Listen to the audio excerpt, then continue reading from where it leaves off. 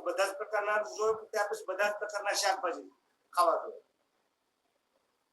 તો મેજોરિટી આપણને જે 4, 5, 6, 7 શાકભાજી ભાવતો હોય રેગ્યુલર આપણે એ જ યુઝ કરતા હોય છે. બધા જ પ્રકારના શાકભાજી આપણે ખાતા નથી.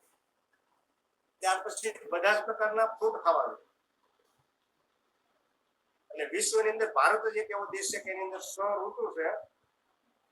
જેવી રીતે ઋતુ ચેન્જ થાય એટલે તરત જ આપણા શરીરના હોર્મોન્સની અંદર બદલાવ આવે. આપણા શરીરના હોર્મોન્સની અંદર બદલાવ આવે એટલે જે સમયે જે ઋતુની અંદર આપણા હોર્મોન્સને જે જરૂર હોય એ જ પરમાત્માએ સામે બનાવીને આપે. દાખલા તરીકે સિટીના અંદર રહેતા છે એને ખ્યાલ ઓછો હોય છે. બાકી આજે ચોમાસાની સિઝનમાં જે લોકો ખેતી કરે છે એને ખ્યાલ હશે. સીનવાઈ પેલા મેં ખાધેલા છે, પાંડેરા ખાધેલા છે, ગણગેટા ખાધેલા છે, ખડધામણા ખાધેલા છે, ઉડિયા ખાધેલા છે.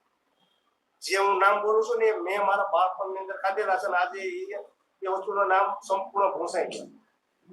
કારણ કે ઋતુ ચેન્જ થાય બધા આપણા શરીરના હોર્મોન ચેન્જ થયા, હોર્મોન ચેન્જ થયા એટલે જે વસ્તુની જરૂર છે એને પરમાત્મા બનાવે છે. આ શરીરને જરૂર છે માટે. પણ આજે અમુક વસ્તુને આપણે નામ જ ભૂલી ગયા છે. તો જે ઋતુની અંદર જે ફ્રૂટ વધારે પાકે ને એ જ ફ્રૂટનું સેવન કરવું જોઈએ. દરેક ફ્રૂટ ખાવાનું.